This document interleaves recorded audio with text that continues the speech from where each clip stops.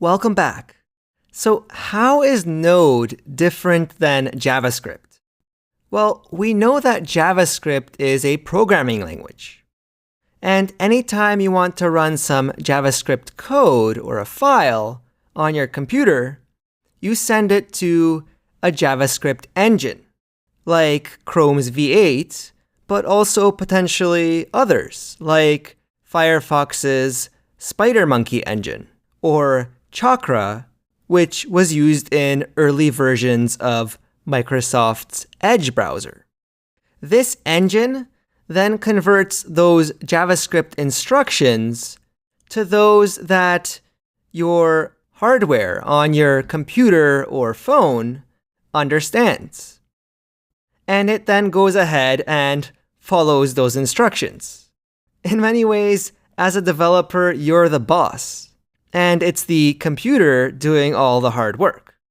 I know that programming can be hard work sometimes too.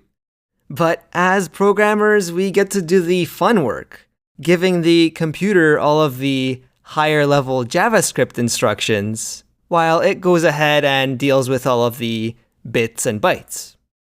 Now, this flow applies regardless of how you're running your JavaScript. Whether it's Node.js or Chrome or any of the other browsers, there's always a JavaScript engine reading in your code. In fact, all of these browsers that you see here use Chrome's V8 engine. Anyway, Node.js is a way of running JavaScript instructions on your computer outside of the web browser. Node only became possible because the Chrome team from Google made the V8 engine open source. And Ryan Dahl took advantage of this release by the Chrome team and created the Node runtime around the V8 JavaScript engine. Now, Node contains a lot more than just V8, but prior to Node, JavaScript could only be run in a browser and not standalone, because browsers were the only ones who had JavaScript engines, like V8. Node was built so that we could run JavaScript anywhere, including your computer, but also your phone, or, believe it or not, even to control robots.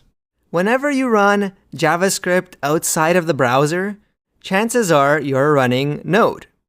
Now, there are other JS runtimes available now, like Deno, which uses the V8 engine similarly to Node.js.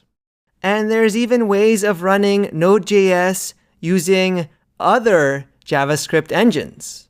So there's a way of plugging in the Chakra engine from Microsoft to power Node.js. But these are all modern developments. Node with V8 was where it all really started, and where using JavaScript on the backend, which is something we'll get into very shortly, it's where using JavaScript on the backend became widespread. Alright, so enough with the history review.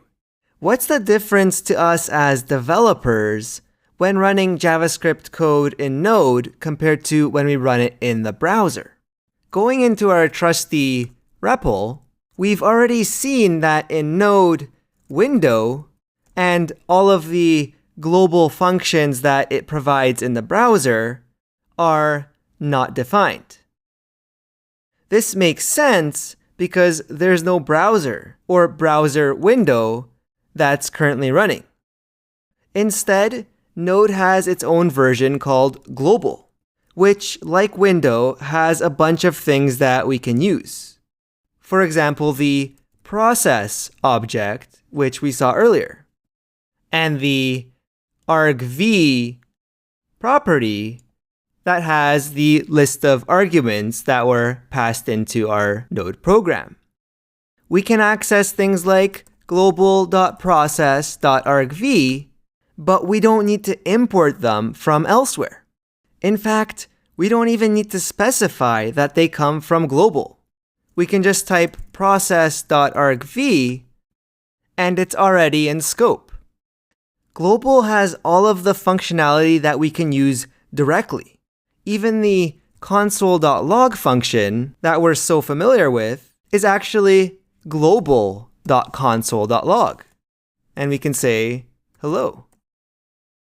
We don't have access to browser-specific things like window or the document object, but we do have access to some very useful Node-specific things. Let's learn more about the globals that Node gives us in the next video. I'll see you then.